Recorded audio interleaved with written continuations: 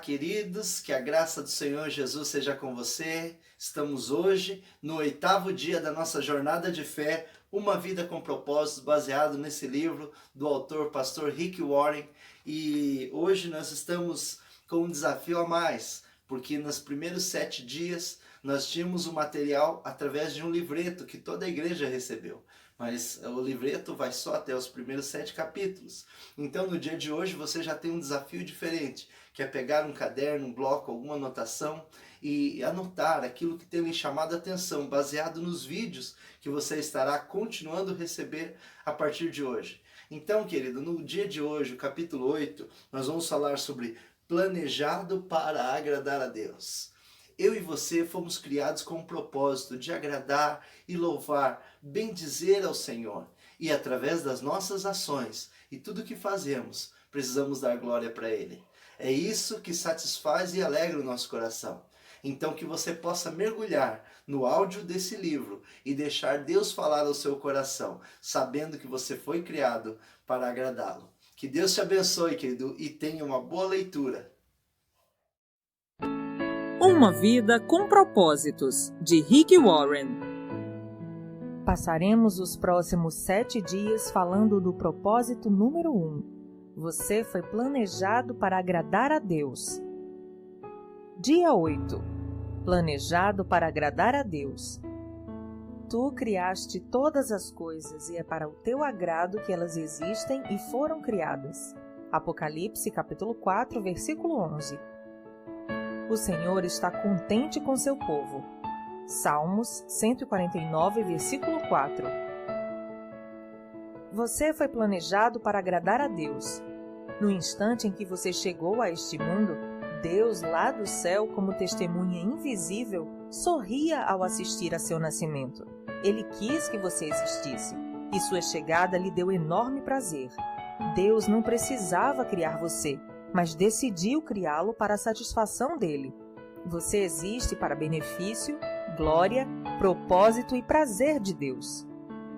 Dar satisfação e viver para o prazer de Deus é o primeiro propósito de sua vida. Quando você entender plenamente essa verdade, jamais voltará a se sentir insignificante, pois isso prova o valor que você tem. Se você é assim importante para Deus, e se Ele o considera valioso o suficiente para mantê-lo consigo por toda a eternidade, como você poderia ser mais importante do que você já é? Você é um filho de Deus e proporciona prazer ao coração dele, mais que qualquer outra criatura. A Bíblia diz: Deus já havia resolvido que nos tornaria seus filhos por meio de Jesus Cristo, pois este era o seu prazer e sua vontade. Efésios capítulo 1, versículo 5. Um dos maiores dons que Deus lhe concedeu foi a capacidade de apreciar o prazer. Ele o criou com 5 sentidos e emoções para que você pudesse experimentar essa sensação. Ele deseja que você aprecie a vida, não que apenas a suporte. O motivo pelo qual você pode sentir prazer é que Deus o fez à sua imagem. Com frequência, esquecemos que Deus também tem emoções. Ele possui sentimentos intensos. A Bíblia diz que Deus sofre, fica enciumado, sente compaixão, piedade, bem como alegria, regozijo e satisfação. Deus ama, sente prazer, exulta, desfruta e até mesmo ri. Dar prazer a Deus é o que se chama adorar. A Bíblia diz: o Senhor se agrada somente daqueles que o adoram e confiam em seu amor. Salmos 147, versículo 11. Qualquer atitude sua que agrade a Deus é um ato de adoração. Como diamante, a adoração apresenta várias facetas. Seriam necessários vários livros para abordar tudo o que precisamos compreender a respeito da adoração. Mas nesta sessão estudaremos seus aspectos principais. Os antropólogos perceberam que a adoração é o impulso universal estabelecido por Deus na estrutura de nosso ser, uma necessidade intrínseca de nos ligarmos a Ele. Adorar é tão natural quanto comer e respirar. Quando não conseguimos adorá-lo, achamos um substituto, ainda que no fim sejamos nós mesmos. A razão pelo qual o Senhor nos fez com esse desejo é que Ele anseia por adoradores. Jesus disse que o Pai procura adoradores. Isso está em João, capítulo 4, versículo 23. Dependendo de sua formação religiosa, pode ser que você precise ampliar sua compreensão do termo adorar. Você talvez vincule essa palavra a cultos na igreja em que haja cânticos, orações e pregação. Ou visualize um cerimonial com velas e ceia, ou imagine curas, milagres e experiências arrebatadoras. A adoração pode incluir esses elementos, porém vai muito além dessas manifestações. Adorar é um estilo de vida. Adoração é muito mais que música. Para muitos, adorar é apenas sinônimo de música. Eles dizem: em nossa igreja temos primeiro a adoração e depois a pregação. Este é um grande mal-entendido. Todos os momentos do culto são um ato de adoração. A oração, a leitura da Bíblia, os cânticos, a confissão de pecados, o silêncio, o ato de ouvir a pregação, fazer anotações para estudo posterior, ofertar, o batismo, a ceia, assinar um cartão de compromisso e até mesmo cumprimentar outros adoradores. Na verdade, a adoração é anterior à música. Adão adorou no Jardim do Éden, mas não há nenhuma menção à música até Gênesis capítulo 4, versículo 21, com o nascimento de Jubal. Se a adoração fosse somente música, então os que nunca se utilizaram da música jamais adoraram. Adoração é muito mais que música. Mais grave é quando se utiliza o termo adoração em alusão a um estilo musical específico. Primeiro cantamos um hino, depois uma canção de louvor e adoração. Ou, gosto das canções de louvor mais rápidas, porém prefiro as canções de adoração mais lentas. De acordo com essa convenção, se uma canção for rápida, alta ou tocada por instrumentos pesados, podemos classificá-la como louvor. Mas se for lenta, tranquila e intimista, talvez acompanhada por um violão, então é adoração. Esse conceito de adoração com relação à música é equivocado, embora seja muito comum. A adoração não tem nenhuma relação com o estilo, volume ou andamento da música. Deus ama todos os tipos de música porque Ele inventou todas elas, rápidas e lentas, altas e suaves, antigas e modernas. É provável que você não goste de todas, mas Deus sim. Se são oferecidas ao Senhor em espírito e em verdade, então são um ato de adoração. Os cristãos frequentemente discordam do estilo de música a ser utilizado na adoração, defendendo com entusiasmo seus estilos preferidos, como se fossem os mais bíblicos ou mais reverentes. Mas não existe um estilo bíblico. Não existem notas musicais na Bíblia. Hoje, nem mesmo temos os instrumentos utilizados nos tempos bíblicos. Para ser sincero, o estilo musical que você prefere diz mais sobre você, sua formação e personalidade do que sobre Deus. O som de um grupo étnico pode soar como um barulho para outro grupo, mas Deus gosta da variedade e aprecia todos os estilos. Não existe nada que possamos definir como música cristã. Existe apenas letra cristã. É a letra que torna uma canção sagrada, não a melodia. Não existem melodias espirituais. Se eu tocasse para você uma música sem a letra, não haveria como saber se é ou não uma canção cristã. A adoração não é para benefício próprio. Como pastor, recebo bilhetes dizendo: amei a adoração de hoje, foi muito bom para mim. Esse é outro mal-entendido a respeito da adoração. Ela não é para o nosso benefício. Quando adoramos, nosso objetivo é agradar a Deus, não a nós mesmos. Se você alguma vez já disse: não aproveitei em nada a adoração de hoje, então você adorou pelos motivos errados.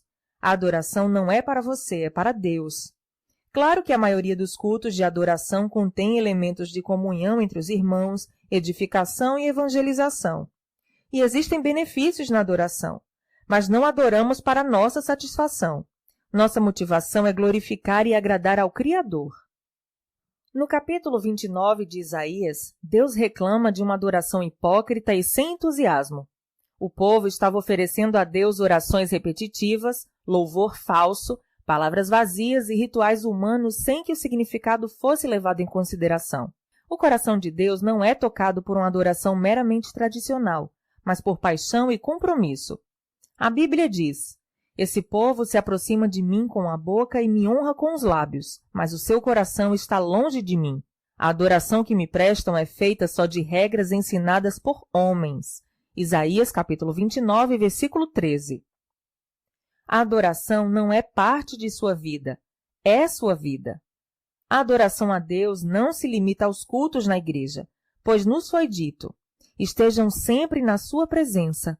Salmos 105, versículo 4. E cantem glórias e louvem ao Senhor desde o nascer até o pôr do sol.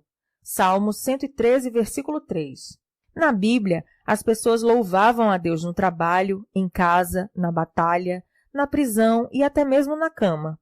Louvar deve ser sua primeira atividade, assim que abrir os olhos pela manhã, e sua última atividade ao fechá-los à noite. Davi disse: eu darei graças ao Senhor o tempo todo.